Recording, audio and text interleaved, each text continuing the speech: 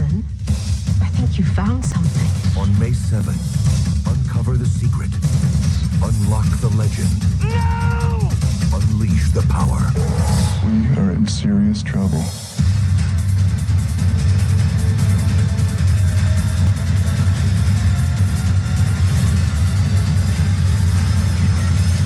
The Mummy. He's here.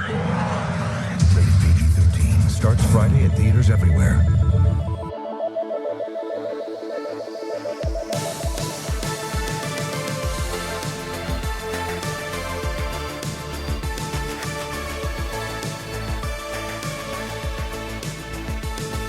Hello, everyone, and welcome to a brand spanking new year of Cinemarcade. This is the podcast about movies, video games, and the sparks that fly when those worlds collide. My name is Steve Guntley, and we are unwrapping a real doozy for you this month. We're going to be covering the entire franchise of The Mummy. That's the 1999 Mummy with Brendan Fraser. We are starting with that movie today. Very excited to talk about it. Who is joining me here in my crypt? I'm J-Band Bisexual Panic. We're going to have a lot to say about that, about all the different things that this movie is accused of. And who else is joining us here? I think I am a less important mummy that just wants to hang out, but everybody thinks because the other mummies are attacking, you're the bad guy. So and you're I like just want to chill, dude. You're like one of the uncool Ramses, not Ramses the second, but fucked up to say. Ramses is the second was fucking cool. Don't get me started on. I don't said have I'm any one of the opinions. uncool Ramses. Well, but then Yeah. she said she cited Ramses the second as the cool one. Ramses the second was like, I believe, the longest running monarch in ancient Egypt. Well, does that make him the he's coolest? He's also the pharaoh that is in Exodus. Okay. So he's played by Joel Edgerton in the Ridley Scott movie Exodus, where everybody's wearing brown face in a 2014 movie. Yeah. We're not going to be covering that one. Now I gotta look this movie up. It's kind of a forgotten like sword and sorcery epic that is way too recent to have white actors playing non-white characters. That's a whole side tangent though, because today we're talking about The Mummy from 1999. Christian Bale is an Egyptian prince? Yeah, he sure is. Okay. This is a movie that I think was released kind of as, I'm not going to say a trifle because it's like a very expensive movie, but I don't think anybody really had super high expectations for this movie. I think Universal just wanted to have a movie to come out in the summer before Star Wars ate up all the real estate and then just kind of like, move on with their lives. But The Mummy is weirdly endured. I think a lot of it is Not just weirdly, spectacularly endured because it is a wonderful movie. It's a delight. No, I think this movie is so much fun. I've loved it since it was new. I think this is definitely one you can look at as like maybe there's some nostalgia glasses going on with how much affection people have for it, but I don't even think so. That's really funny because like I thought going back into watching it last night I was going to have nostalgia glasses, but it was just like it was really, really good. Like it was a very good adventure flick, and it was like there was so much romance in it, and I'm really feeling that this is like one of the reasons why our modern sword and sorcery, our modern mummies or just swashbuckling adventure the movies. Universal monster movies failed, I think, largely because of their lack of romance. Like the original movies had romance, the successful movies had romance, and like there's so many like there's this real feeling that they try to put together these epic adventure stories, but without romance, and without romance they really don't have like a heart to the film. So you're saying you did not feel the screen-burning chemistry between Tom Cruise and the lady in that Mummy movie that we covered like 2 years ago? Yeah. Reminder to those who don't watch every episode, don't listen to every episode, or just don't remember, because I forgot about this movie until we came back to it.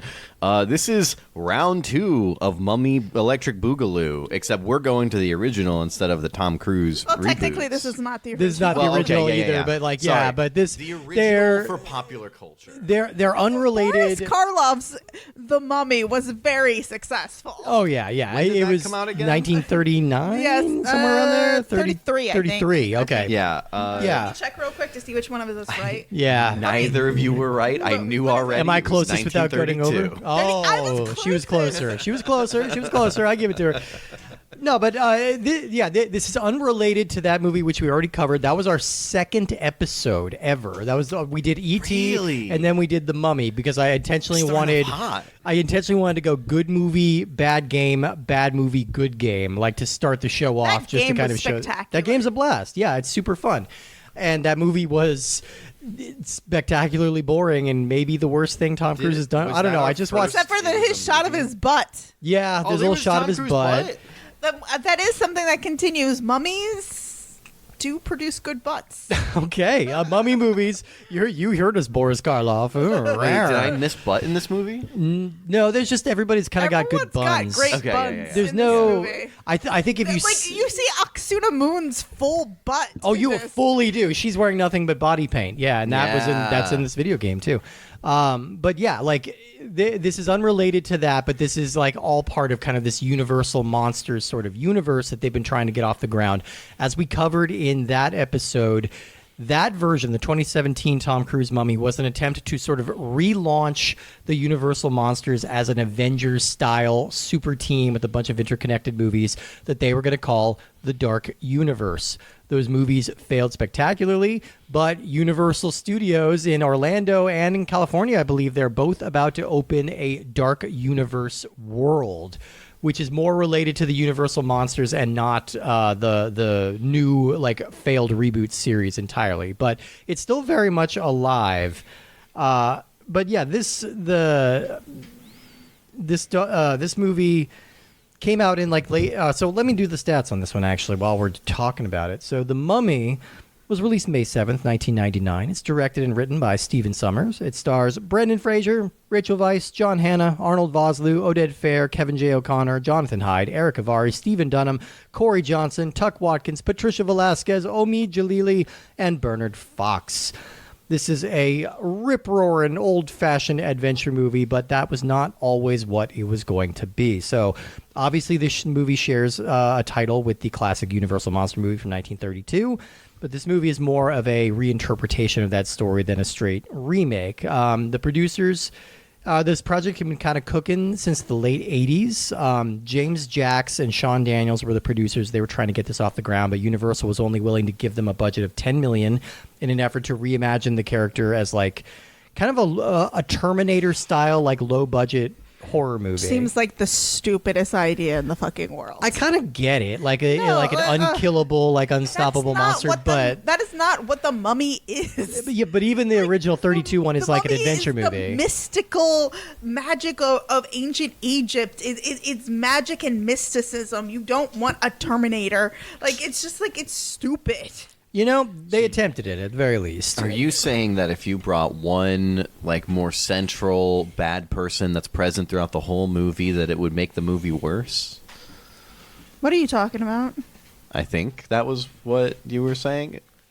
That Oh, it's no, well, more what we're about the saying- adventure and the mystical stuff. along We're the saying, I way? think, like more it's a different breed of horror. Like I think what they were envisioning, like I said, the Terminator, but it's also like a Jason or Freddy kind of situation Okay. where it's an unkillable monster who's going to like kind of mow his way through unremarkable teens, and you miss a little bit of that period flavor. You miss a little bit of that like old-fashioned like Wasn't- boys adventure magazine feeling. The second person who tried to do this wasn't it like the Hellraiser people? Clive Barker, yeah. So, well, the first person attached to make this was actually George A. Romero, the director of Night of the Living Dead.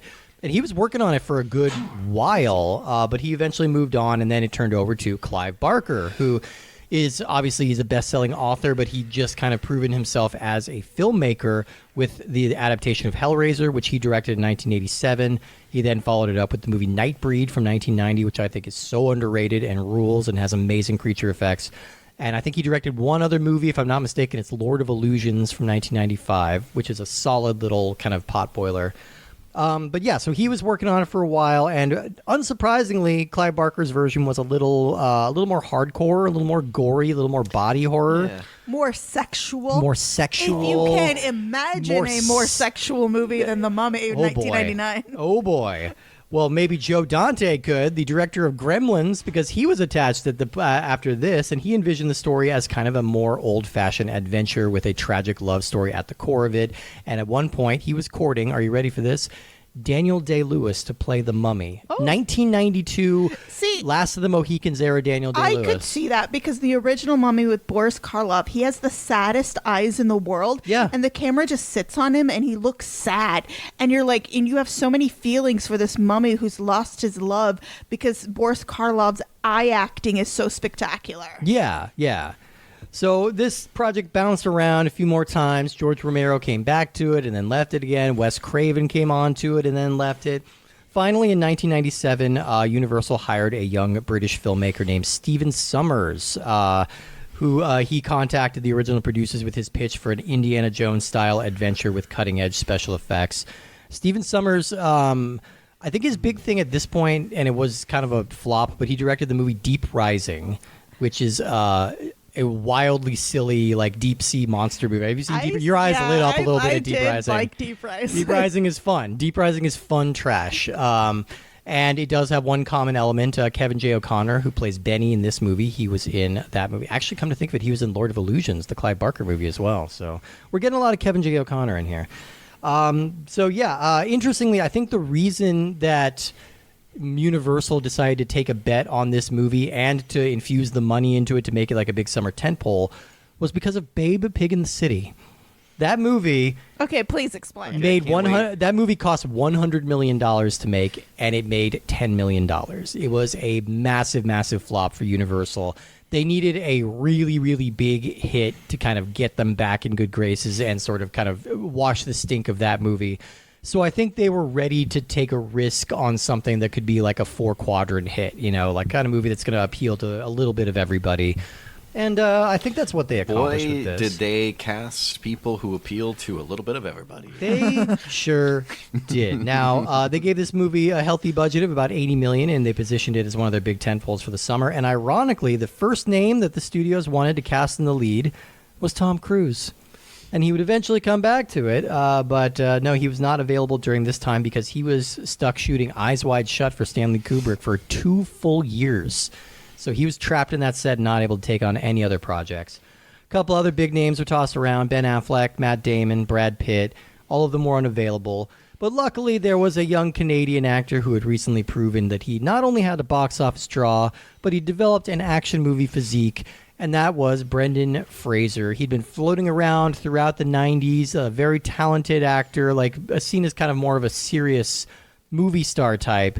And then George of the Jungle in 1997 came out, and that movie is literally a live-action cartoon. It's incredibly silly, and Brendan Fraser proved that he is as good as being a human cartoon as just about anybody. And he also got ridiculously cut for that movie, where he had to be in a loincloth the entire film. So suddenly he's like freshly like movie star jacked. He's got the public's like attention. George of the Jungle was a weirdly big hit for its time, and so yeah, he's kind of off and running. So he gets cast in this, and he was going to be in a Tarzan knockoff as well, and he passed on that one to join this movie. Now, for the female lead, the producers briefly considered looking for an American actress, but they threw all that out when a young Brit named Rachel Weisz nailed the audition. She'd been turning heads on the West End stage. This would be her first major film role. And of course, she's gone on to have huge Oscar-winning career, and is just one of the best. She's such a star. She's unbelievable. She's such a star. She survives the eyebrows in this movie. I think. Yeah. We were having that The discussion. eyebrows are from very 1920s. That is the style It was from the look. 1920s. No, it was the look. It was the right look. I thought it was a good choice to go with those eyebrows because you're doing a period piece. Those eyebrows were also very late 90s, early 2000s, so I don't know if they were trying to be historically accurate. That's very true. That's very true. Thank you for the drive-by.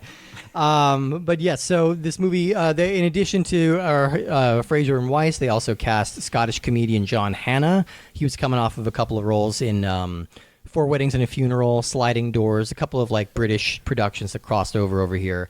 Oded Fair, who's an Israeli actor playing his first major film role as Ardith Bey, a character that his name is never spoken in the movie, but he's like the kind of mystical guy who hangs around and guards the pyramids. And then Kevin G. O'Connor, the aforementioned Stephen Sommers favorite who had appeared in Deep Rising and the other movies. He's playing Benny here. Now, the production wanted to film in Egypt, but political turmoil at the time made it difficult, so they shot mostly in Morocco. This actually worked out okay, because if you look at like modern Cairo versus modern like Marrakesh, like Cairo is a city with like skyscrapers and Wi-Fi towers and everything like that, and Marrakesh looks like it's kind of this snapshot in time. Like obviously it is still a very modern city and everything like that, but they preserved a lot of that kind of classic look, the outdoor bazaars and all of that stuff. So as you might expect, shooting a movie in the Sahara can be extremely difficult. Production had to contend with heat, dehydration, sandstorms, which regularly damage the sets and the equipment. And that's not even the worst of it. Brendan Fraser nearly died. That shot of him hanging is just like, I was like, oh my God. I was like, they should not be filming that. There should be cuts. It was one of those things like that. This scene has always stood out to me as like, I don't know how they did that. That looks so painful. The way they did it is they really hung Brendan Fraser and he almost died. Like he damaged his back really, really severely doing that stunt. He almost choked out when it didn't cut away and then cut back. Yeah, no, I was because like they set up like, oh, they're gonna hang him, and then you're like, usually in a movie they drop the thing and you see it drop and then it cuts, like there's a cut between the person, but no, they just one shot. You're just like, oh fuck, they just dropped. They really did that. He had a stunt rope. He had a stunt rope around his neck, and they dropped him, and they had the cable. It pulled it, but the stunt rope got pulled too tight in the fall, and so it effectively, like, had it been any tighter, would have killed him. The way it was, it made him black out, like, on the spot. Like, he fell to the bottom, he blacked out. They thought they had killed him. Because it, like, it's a violent thing. Like, people, like, obviously, like, hanging somebody to death is not violent. But, like, they drop you from a height, and then once the rope gets taut, that is where the violence happens. Right. And they even make a comment of, like, he didn't break his neck. See, now we have to watch him choke to death. And that was like, essentially what was happening. Christ. Which is fucked up. Like that kind of take stayed in the movie. And Brendan Fraser said that his back never really recovered after this. Like he was taking pills for a while, for a couple years after this, but basically his action movie career kind of stopped with this, like right when it was beginning. Now, the early buzz on this movie was pretty muted. Audiences weren't particularly excited about a remake of a stuffy old Universal monster movie. But there was a big splashy Super Bowl ad that ran pretty much. It was just kind of completely overshadowed by the trailer for Phantom Menace, which was coming out just a few months after this. So, like, that movie was going to be eating up all of the air in summer of 1999. So it was a bit of a surprise when this movie was released in April, and it opened big, and it attracted a large word-of-mouth audience. Reviews were a little mixed, but I think most critics seemed kind of willing to meet it on its level and like recognize like this is a fun, silly popcorn movie. It's not really going for anything super profound. It's going to have anachronisms. It's going to have like, I don't know, like a goofy little tonal inconsistency. Like, I think a good action adventure is profound. I think it's very difficult. Like before this movie, you have to go back to Indiana Jones and the Last Crusade, the last time a real adventure movie. Yeah. And since The Mummy, have we had an adventure film of the same caliber? And I think that answer is no. Oh, that's a good question, because I mean there are some good ones. You know, the Pirates of the Caribbean springs to mind immediately as like I think actually that movie and this movie are really in conversation in a lot of ways. But and I would disagree that this movie is particularly profound in the way that like Last Crusade is, because at least Last Crusade is like wrestling with like some father-son dynamics. And this, I don't think the characters in this movie particularly have like rich inner lives. They're all kind of types. Oh no, Evie has a huge rich inner, like she's struggling against feminism. Like she is an early feminist, like one of the earliest feminists. Like she is wanting to be an Egyptologist, wanting to be a Bainbridge scholar. She is trying to be being thrust into this action adventure film, and she's being badass because she has to be. All the while, she's also fighting against allegations of being a Nepo baby, too. Yeah. Because they even mentioned at the beginning, it's like, I only hired you because of this. She's like, I have skills. Yeah. She's the most capable in the movie, as but this is more. You can kind of graft some things onto that, but this is more kind of like a throwback to like the serial adventures of the 30s, like where it's not meant to be complicated. And to be true, the thing I love about this movie is how uncomplicated it is. There are good guys and there are bad guys. The bad guys announce themselves with like loud speeches or twiddly little mustaches, and the good guys wear like tough like white hats it's simple, and it's playing on. There's a whole line where the secret society of Seti the First is like they're killing whether or not they should kill people to prevent evil. Like they have a whole thing, and then the two people who are members of the society said yes, and everyone else said no. So like they're definitely struggling with like whether or not to kill people to prevent great harm. And then in the end, they didn't kill Rick and Evie, and so because of that, great harm was given. Well, okay, I can hear arguments on it, but I just think what I like about this and why I can just kind of put this movie on anytime and sort of always lock in and always have fun with it is just that it just offers kind of roller coastery thrills. It's funny, it's light, it's got some great action. It's like it's not so light that it feels insubstantial. It's got a little bit of gore, it's got a little bit of violence. It's like scratching a lot of different itches. And it just has a pleasant, like, fun energy about it. So this movie is spectacular. Yeah, love it. Like this movie is spectacular, and I think that a lot of people undervalue comedies and undervalue adventure flicks because they are so much harder than we give them credit for. Yeah, like that's why we have so few of them. Is because they are genuinely hard to do. And I think it's something that we're seeing a lot now, where like. Especially with like how to mix comedy and the right amount of it. Yeah. People, I've heard it referenced of like the post Marvel universe thing where like everybody tries to hit like that level of, but it doesn't. It only works in the right movie.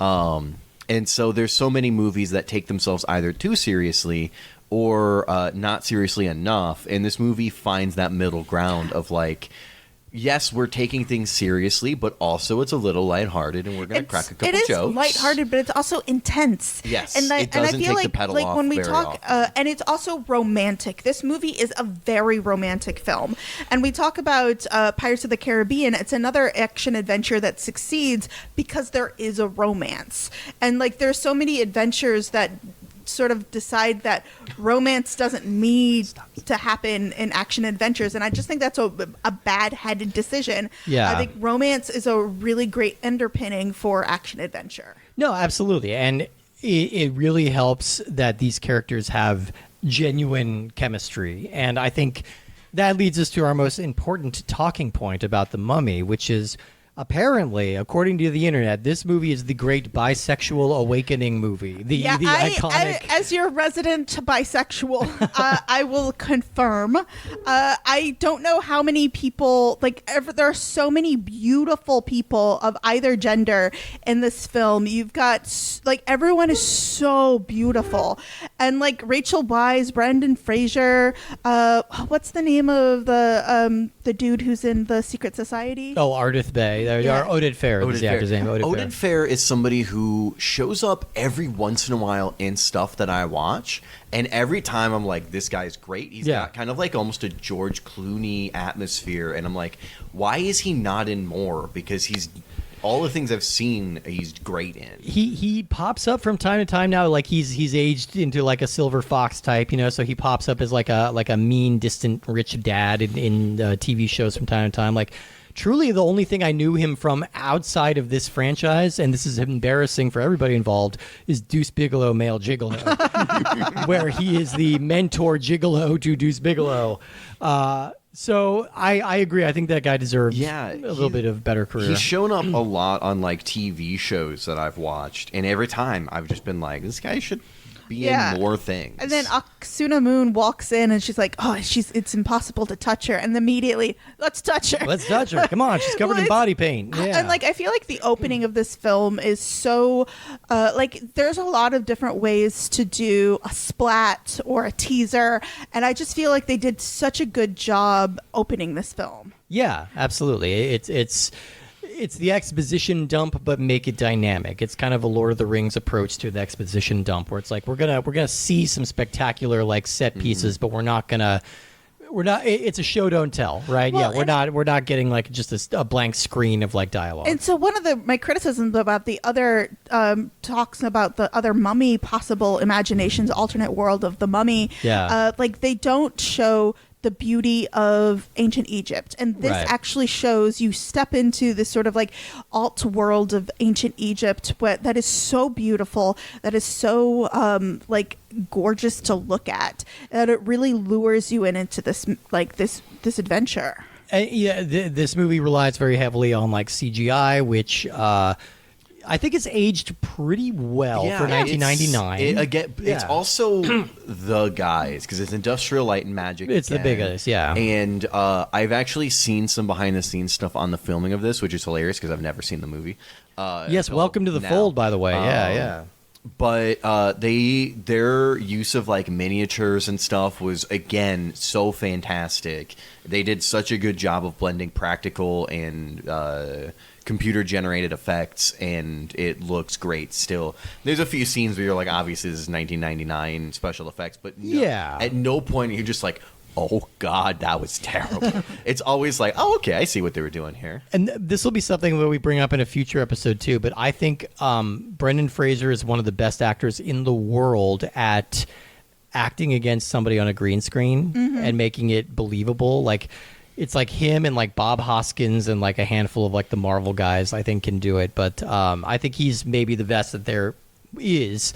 Of like, I believe like even if the special effects of like the wall of sand with the mummy's face on it, like even if that's maybe not like technically adept anymore, I still buy it because he's reacting to it in a way that I believe, and his sword movements against the skeleton warriors are really convincing. Like he's a very good physical actor. He's such a physical actor, and he reminds me of Cary Grant in the way that he can be grounded and comic at the same time. Yes. And like, so you've got him doing like these really cute sayings to aside to like him sort of to himself especially when he's involved with Evie, and it's just like they're so cute and adorable that you don't disbelieve him. You don't believe that he's a snarky asshole. You believe that he's a genuine person. You also give him just enough of like a bad boy Han Solo-y edge, like, because when we first meet him, he's kind of a desperate, like, crazed criminal, and then he cleans himself up pretty quickly, but he's still kind of snarky and kind of rough and tumble. But like,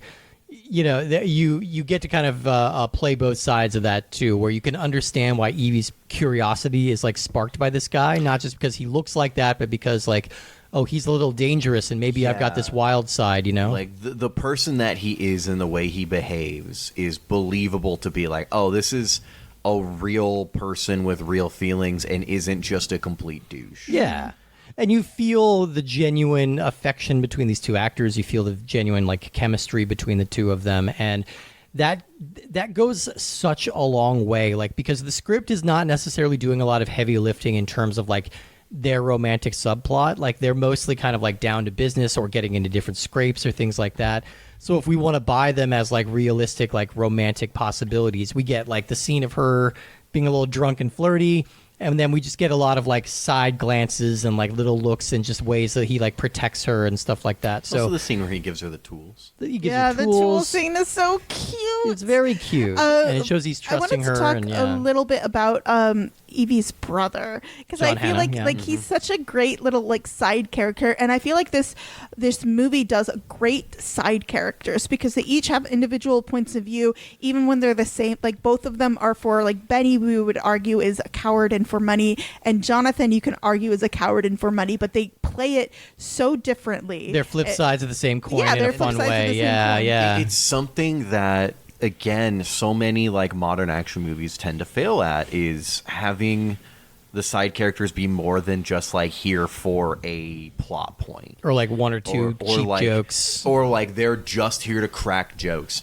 Because like his character is, I think you'd consider comedic relief, but also it's at no point are you like, oh, that's the comic relief guy. You're like, oh, that guy's funny, and he's contributing. He's actually a part of this, and he's not, the most capable person, but at the same time, like he knows things. Well, a great Yeah. example is the fighter pilot that dies at the end. Yeah. They set it up really early that he was in the Great War and he wanted to die with his friends. And he's just like and you didn't need to spend that time. You could have just been like, oh, he's a pilot. But because they did, it just builds this sort of like world out that you just is built the world out. And again, this is not subtle. Like none of this is nuanced. Like literally that character that you just described dies in a plane crash with the gigantic smile on his face so that we know he was happy with the outcome. Like it's not subtle, but it doesn't need to be. Like the other thing too is they are opponents, the two groups. You have Brendan Fraser and the Mummy Gang. And then you have like the American team that's also trying to get the treasure. And they're opponents, but they're also not like trying to kill each other the whole movie. Right. Multiple occasions they work together. Multiple occasions they sit down together and just kind of exist in the same place without it being necessarily about the adventure. So you get the feeling that like, oh, okay, like Rick knows some of these guys from like his past.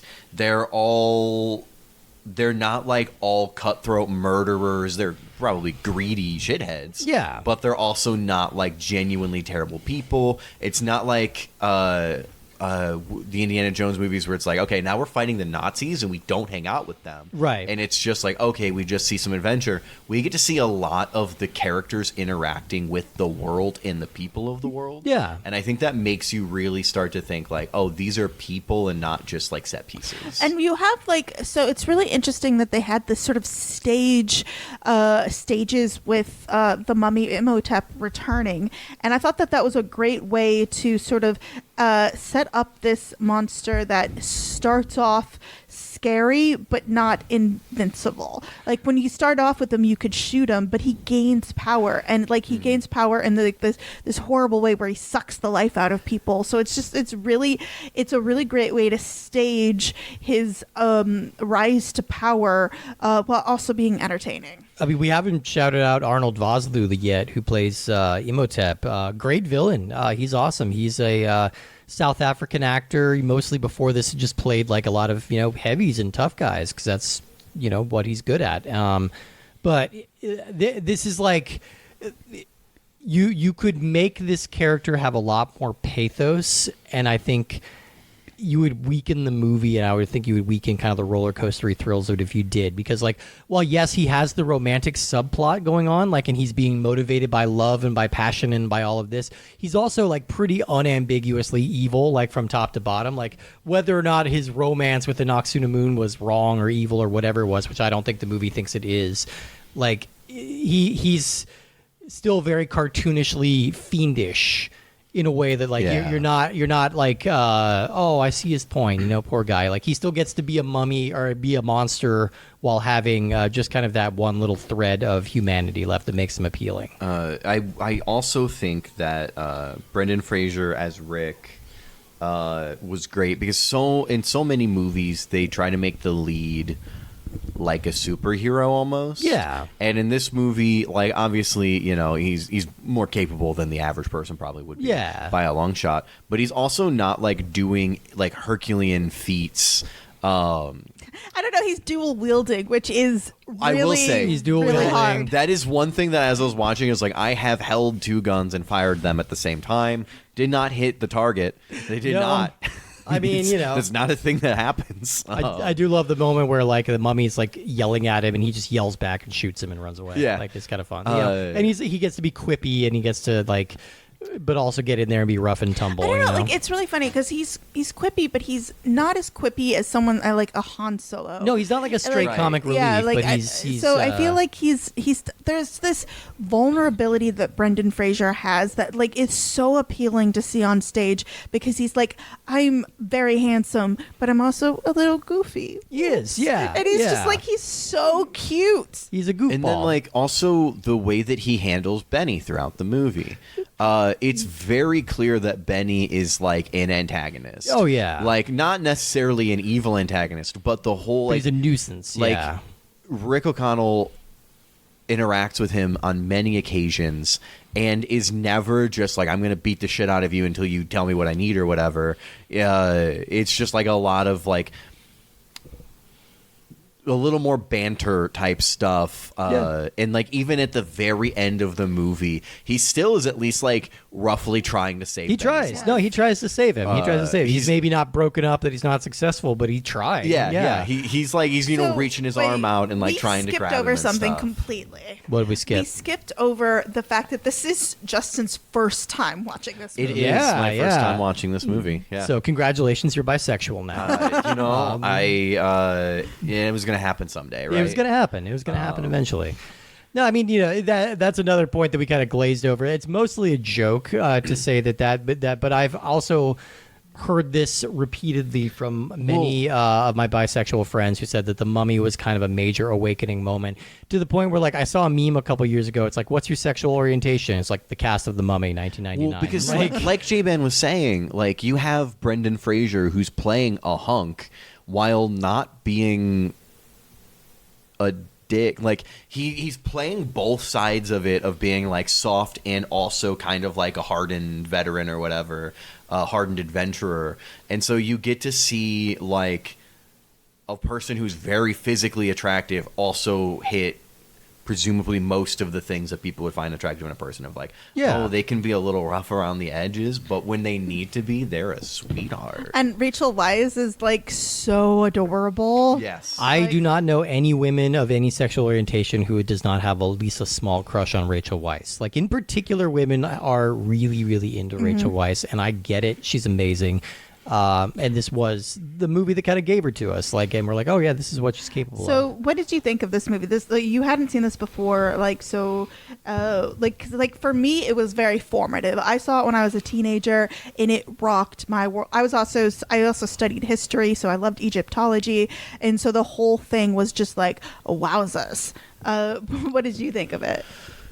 I think it was kind of the Indiana Jones of the era, because when was the last Indiana Jones movie before this? 92. 89. 89? Yeah, Was it yeah. 89? It was 89. That was And- Last Crusade was the last one. And then that was the second one, right? That was the third one. It was Raiders, Temple of Doom in 84, and then 89 was Last Crusade. And then we wouldn't get another one What year until... was Raiders? Raiders was 81. Okay. Yeah. So it's 81, 84, 89, and then 2008 and 2019. When was Dial of Destiny? That was more recent than that. Yeah. 2022, something like that. But yeah, so it was.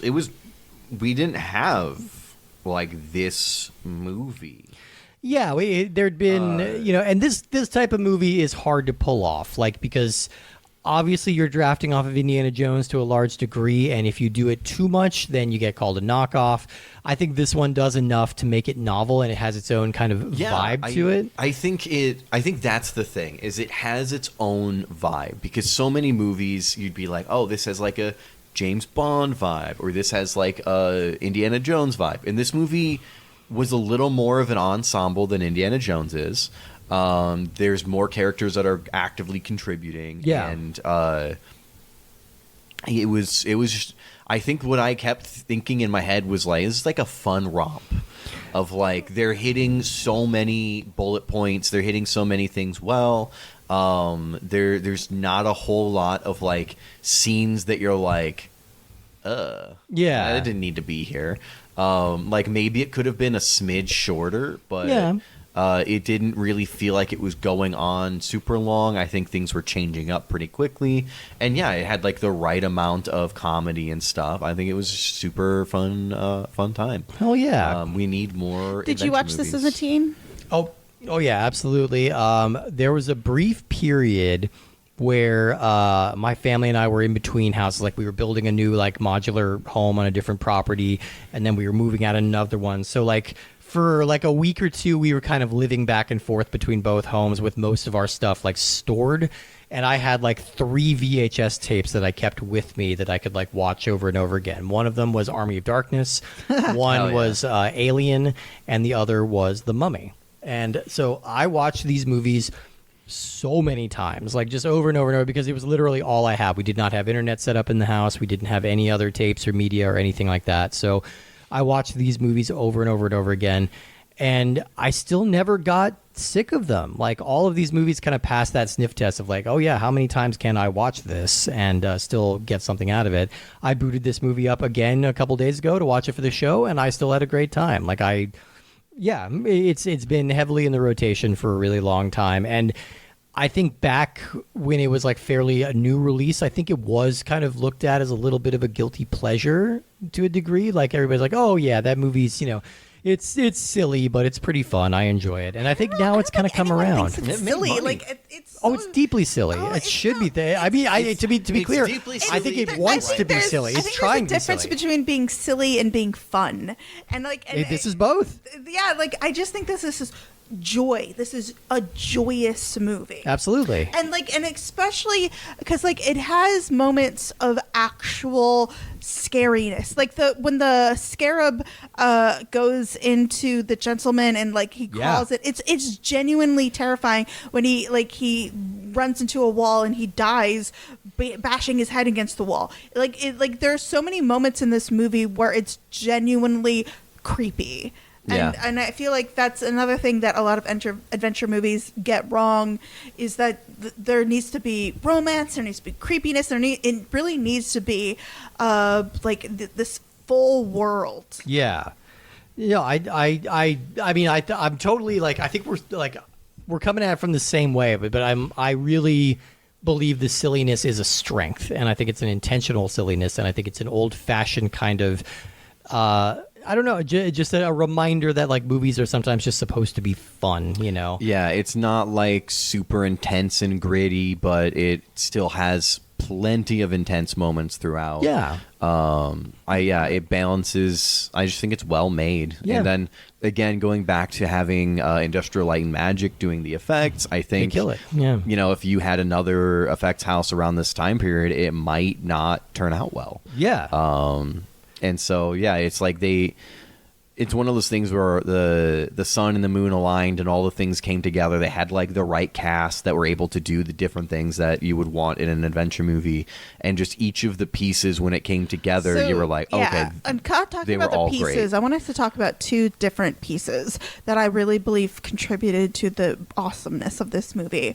And that was first the costume design. Yeah, great. Looks awesome. Rick in the double holster with the jodhpurs, just like in the knee-high boots. Ouch. Ouchie. Ouchie. I agree. And he looks so handsome in it. And Evie's costumes all look impeccable. Yeah. She just looks so adorable in them. And and you could definitely, there are excuses to keep her in a nightgown for a prolonged period of time, Absolutely. which is very 1920s, 1930s monster movies, always putting women in I made my nightgowns. slip. No, don't. You'll see my petticoats. No. Which is really funny because they do keep Evie, like her costumes are generally pretty demure versus Oksuna Moon's just like body paint. Like this is even like predating X-Men, with like the famous Mystique body paint outfit. So like we see it only very briefly, but Patricia Velasquez like makes a big enough impression that they seek her out for later movies, which we will get to down the line. But also, and my second thing I wanted to talk about, besides like the wonderful costuming design, was the music. Jerry the music Goldsmith was so good. Fantastic score. Plays a little bit of like the classic like desert score, a little bit of like the Lawrence of Arabia kind of thing, but with more of an adventure-y sort of buoyant tone. Yeah, a lot of fun. Yeah. I mean, I think it just kind of fires on all cylinders, and I'm excited to be going through the entire series again throughout this month because like there's some highs and lows, and I react to them differently every time I come to them. So I'm excited to kind of get into that as we go. It's often when, like it happens often where a movie has, like the heart is in the right place. Yeah. But they just aren't able to, for funding, production reasons, whatever, just put all of the things together. Yeah. And this movie does. Yeah. Will we cover Pirates of the Caribbean? We will, the first three. Yeah, it's so interesting because, like, I think maybe at that time, and we also can talk about it a bit when we do the sequels to this, about like it's so interesting because I feel like Indiana Jones is the only trilogy that really nailed the sequel trilogy. Yeah. I feel like with Pirates and with The Mummy, like, and again, I don't want spoilers, but I just like, they're less successful. Yeah. Well, let's talk a little bit about the video game adaptations of The Mummy, because we will have much more to say about the series as this month rolls on. But let's talk about these games. The Mummy for PS1 was released on November 16th, 2000. It was developed by Rebellion Developments, published by Konami. And in addition to PS1, it was also on Windows. And there's a Game Boy Color game that we're going to be talking about as well.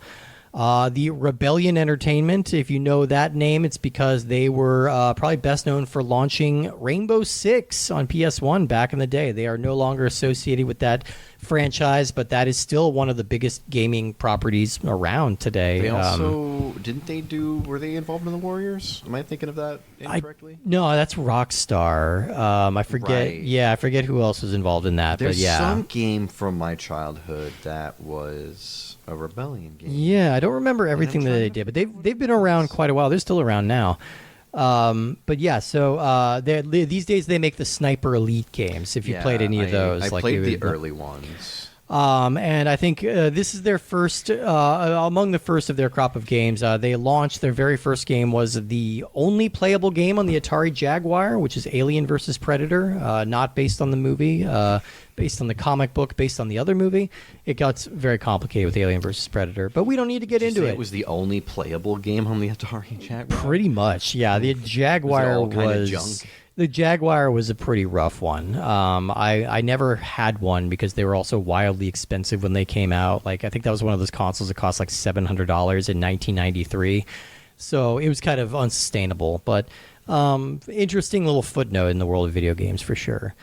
But the Mummy video game, this is pretty much what you would expect it to be. It is a third-person action platformer game where you're playing as Rick and you are exploring the pyramid and looking and shooting for mummies. The temple, excuse me. You're exploring the temple and the catacombs and like digging through all of that stuff, solving puzzles, shooting mummies, lighting things on fire. It's about exactly what you would expect. I still kind of got a kick out of it. I don't know. I thought it was pretty fun. They used the score from The Mummy, so that really helped. It really did a lot of heavy lifting with the adventuring because, like, it makes you feel cool to be like going through this underground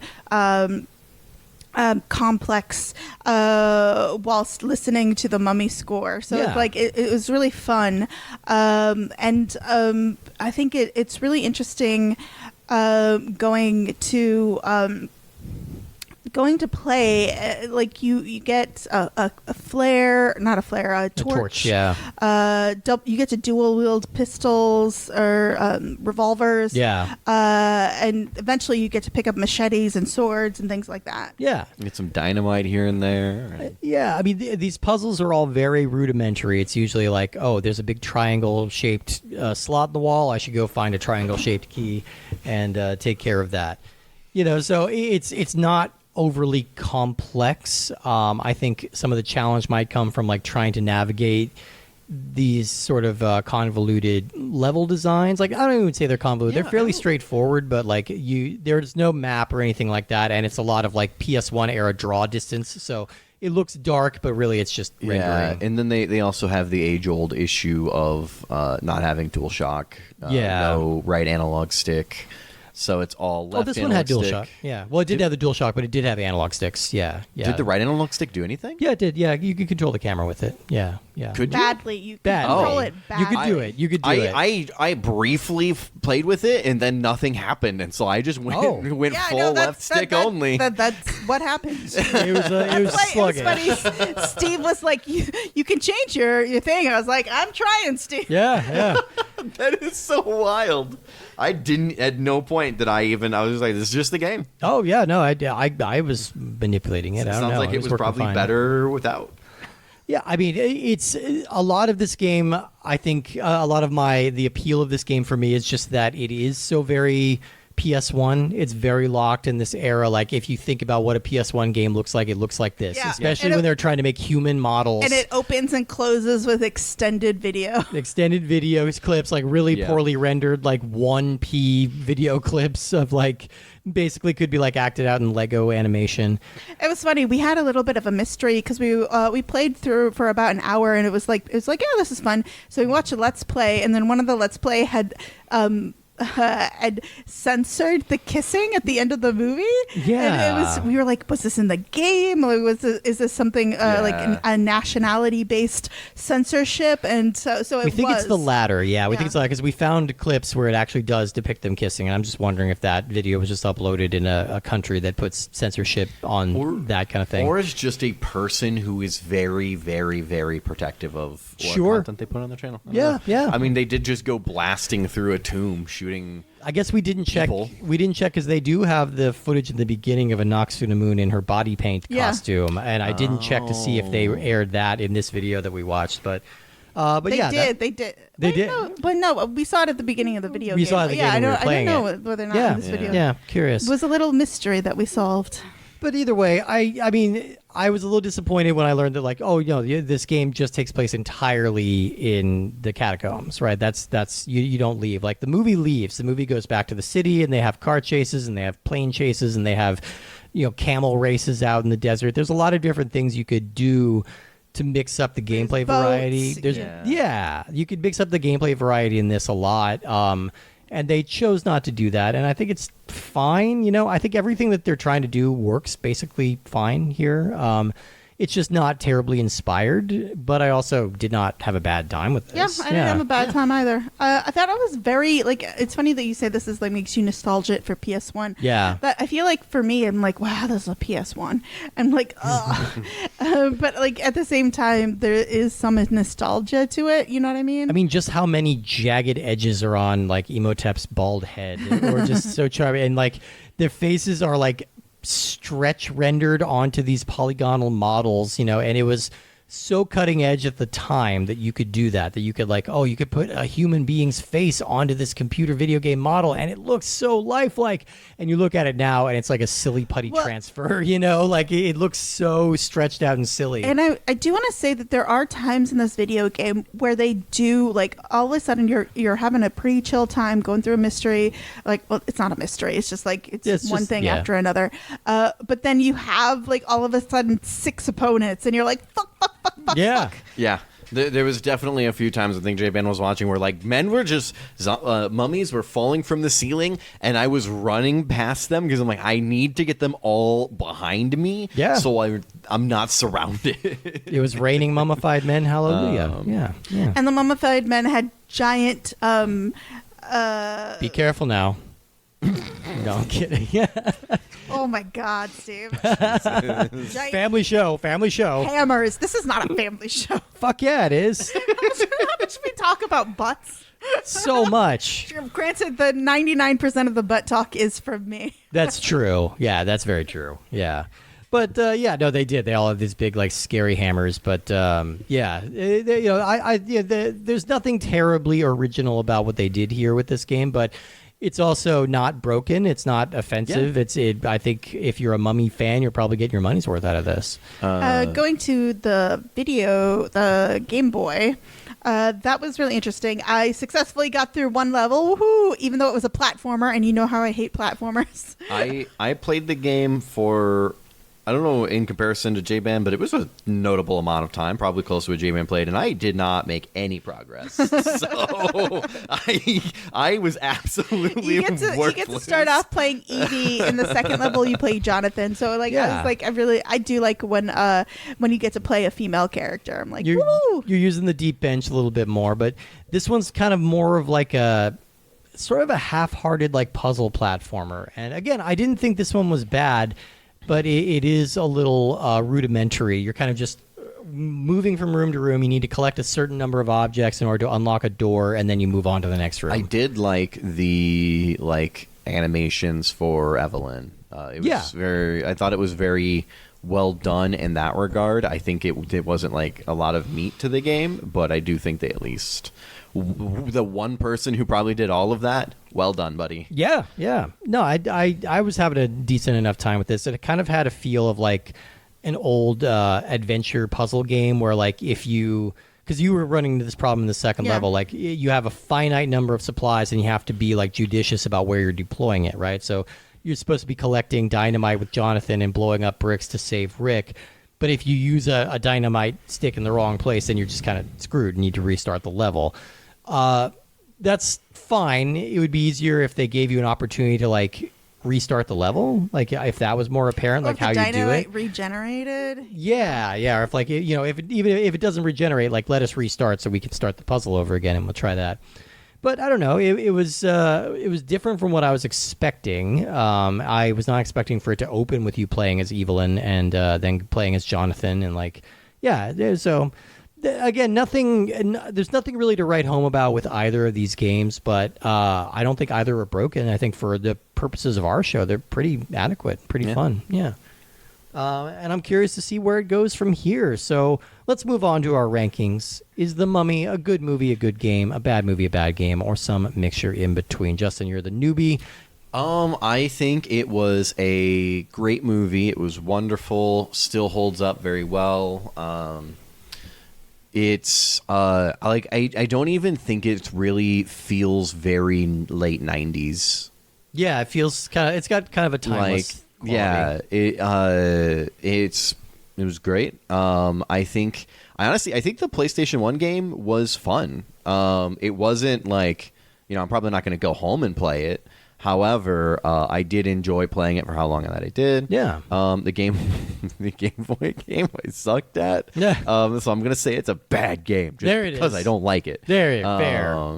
But I played well. It felt like it played decently, so I can't be too mad about it. Yeah. J-Ban, where are you mad at coming myself down? for not being good. This movie is fucking-tacular. We should say this has been like on the cusp of being a J-Band's pick for a while, and we finally just kind of pulled the trigger. That reminds me. I'm actually reading a book by Horowitz, the guy who wrote Jacob Ryder. He wrote an adult mystery series called Magpie Murders. So I'm reading that. So yeah, how is it? It's really good so far. So I'm like, I thought it was really funny that it's full circle with Alex Ryder. Yeah, shout out to our very random Alex Ryder episode. Yeah, which was a Justin's choice. That's why I bring it up. Yeah. Because Mummy's almost always been my choice, but Justin almost always picks a series. Yeah, so and I just don't kind of feel like bumps I it. can pick That a series. one wasn't a series, though. No, that one wasn't. The Mad Max was. Technically, it was a series. Cars however, was. oddly Yeah. enough, they only made one movie. Yeah. Sorry, I interrupted. Great movie. Spectacular movie, and I think it's a really fun game. I think you might get bored after 2 hours. Yeah. But I think it's I love the score, and it really has that first PS1 sort of like nostalgia vibe. And then I had fun with the Game Boy game, but I could see getting myself bored with it real quick. Yeah, you hit a wall with all of it. I think I'm in the same boat as you. I really have just a great deal of love and affection for this movie. It's one of the handful of films I can just kind of put on whenever and always sort of be in the mood for it. It's a spirit raiser. It's just a treat of a movie, and I really enjoy it. And the games were solid. They were adequate. They were they were doing everything they needed to do. They didn't reinvent the wheel, but they also didn't go off the rails. If I can mix all of my metaphors into a big old metaphor gumbo and then eat it up and say, that's actually a simile. That's what we say. That's a common expression, that whole thing. Oh, boy. Steve is a writer. Yes. I'm for hire, by the way. Yes. Anyway, that's the first part of our Mummy Deep Dive. We're devoting the next 3 weeks in January to talking about the Mummy series, and that means we can only go in one direction with next week's episode, and that's The Mummy Returns. That's right. He was here. Now he's returning. We're going to be talking about The Mummy Returns from 2001 next week. I believe that's a PS2 game, so the era's shifted over in the 2 years it took to get this movie done. We'll talk about that, and then we'll be talking about the spin-off movie The Scorpion King, starring The Rock, the first leading feature film for The Rock, and then we will be closing it out with The Mummy, Tomb of the Dragon Emperor, Tomb of the Dragon Emperor. Before we get to that, so in this recording, this is we're in December. Yes. But this is our first episode of the new year. It is. So we should do New Year's resolutions regarding film and movie watching. Dear. Okay, all right. So I'll give you an example. I kind of failed in 2025 because I was going to see more Ingmar Bergman films, and I only saw 2. Okay, but was that more than the previous year? 2 was more than the previous year. You did succeed. Accomplished. You didn't hit the bar that you didn't specify that you probably wanted, but in my heart, I was like, "Oh, I'm gonna watch like 6 or 7 of them," but I only watched 2, and I just never got around to them. So I'm like, "Damn it!" But do you guys have any film New Year's resolutions? I'm gonna say I've got this poster that's been on my fridge for like a long time. It's a poster of like horror movies, and you watch the movie and you scratch it off and you get a different image, things like that. I've been meaning to finish this poster for a long time. I've actually seen every movie on this poster, but my rule is that I'm rewatching everything, so I need to finish rewatching these movies. You've had this poster about as long as I've known you. And I don't think I scratched off a single thing this year. Yeah. Oh, no. Yeah. So I'm like way behind on it. It's kind of just become part of the firmament, and I don't think about it. But yeah. What did we scratch off this year? Ayla's just fact checking me, but I don't know if we've scratched off anything on this thing this year. Yeah. Justin, what about you? I want to see more movies. I moved significantly further away than from any movie theater, and near the beginning of the year, I am planning to move back into town near one of the theaters, and so I want to go see more movies. So that is, you need to optimize your New Year's resolution. You need I'm going to see 2 movies a month. Okay. There you go. Sure. That's what a New Year's resolution should be. Whatever J-Band tells you it is. Yes. Okay, my New Year's resolution, and so during the pandemic, I did see the top 100 films. The AFI list? The AFI Yeah. I feel that because of a lot of internalized homophobia, internalized romance phobia, I really feel like as a teen I wanted to be a tough cookie, so I watched a lot of sci-fi, a lot of horror. I really didn't watch a lot of romance. Oh, okay. And I feel like romantic movies is a big weakness in my milieu. Okay. So I'm gonna try to watch the top 100 or at least some of the top 100 AFI romances. Okay. All right. That's a good pick. Yeah, that's fun. If anybody out there has their own New Year's resolutions of movie-related or game-related for the year, please email us, cinemarcadepodcast@gmail.com. I always forget to plug that we have that, but you can email us with your questions whenever you want. All right, everybody. We will see you next week for The Mummy Returns. Bye, y'all. Wait a minute. Uh-oh. That's not my mommy. Oh, brother. I don't know what that bit is. I'm just going to say, oh, brother. Y'all are weirdos. Bye, everybody.